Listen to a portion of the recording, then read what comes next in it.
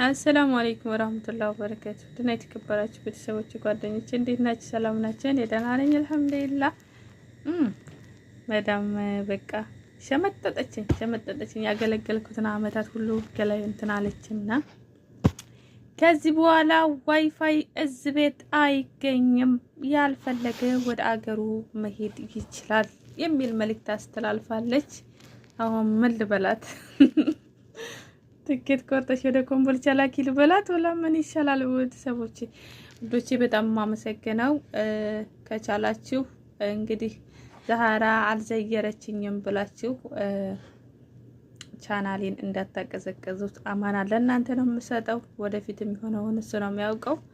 ላይቭ ሞክራለሁኝ ቢያንስ በቀን 30 ደቂቃ እንኳን ሞክራለሁ። ሰዓቱን እየወሰደው ስለሆነ ነው። ቤተሰቦቼ ሁላችሁንም ወዳችኋለሁ። ያለ ሰላም ዝነት በእናንተ ላይ ይሁን እና አቶ መዳም ወደ ኢትዮጵያ መሄድ ከፈለሽ መሄድ ትችያለሽ።